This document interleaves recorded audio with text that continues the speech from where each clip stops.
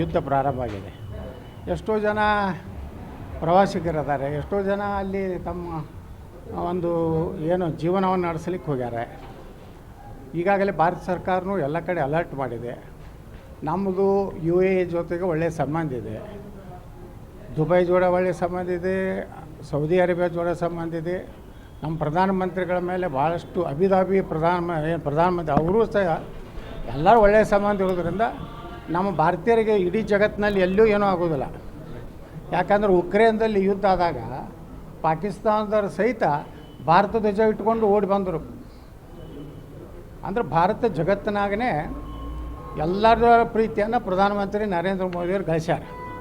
Israel ಜೋಡನೂ ದೋಸ್ತಿ ಐತಿ, Saudi ಅರೇಬಿಯಾನೂ ದೋಸ್ತಿ, ದುಬೈ ಜೋಡನೂ ದೋಸ್ತಿ ಐತಿ, ಅಫ್ಘಾನಿಸ್ತಾನ ಜೋಡನೂ ದೋಸ್ತಿ ಐತಿ.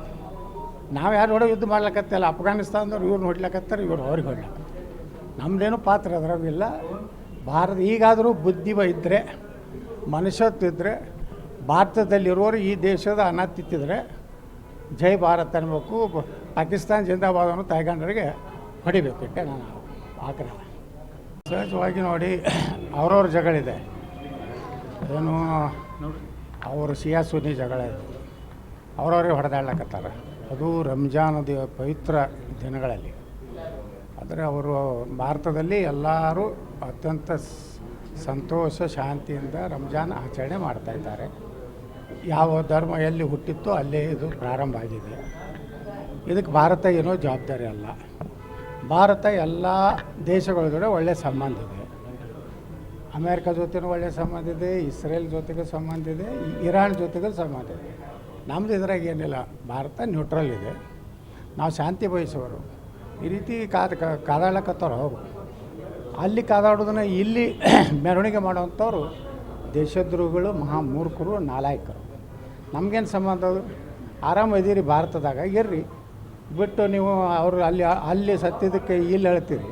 ಮತ್ತು ಹಂಗಾದ್ರೆ ಬಂಗ್ಲಾದಲ್ಲಿ ಹಿಂದೂಗಳ ಕೊಲೆ ಆಯ್ತಲ್ಲ, ಆ ಪಹಲ್ಗಾಮದಲ್ಲಿ ನಮ್ಮ ಹಿಂದೂಗಳು ಹೊಡೆದಾಗ ನಿಮ್ಗೆ ಕಣ್ಣೀರು ಯಾಕೆ ಬರಲಿಲ್ಲ? ಹಾಂ, ಹಿಂದೂಗಳನ್ನು ಕೊಲೆ ಆದಾಗ ನಿಮ್ಗೆ ಯಾವುದೂ ರೀತಿ ಕಣ್ಣೀರು ಬರೋದಿಲ್ಲ, ಎದೆ ಬಡ್ಕೋದಿಲ್ಲ. ಯಾವನೋ ಎಲ್ಲವ ಸತ್ತರೆ ಇಲ್ಲಿ ಅಲ್ಲ ನೀವು ಅಳತ್ತೀರಿ.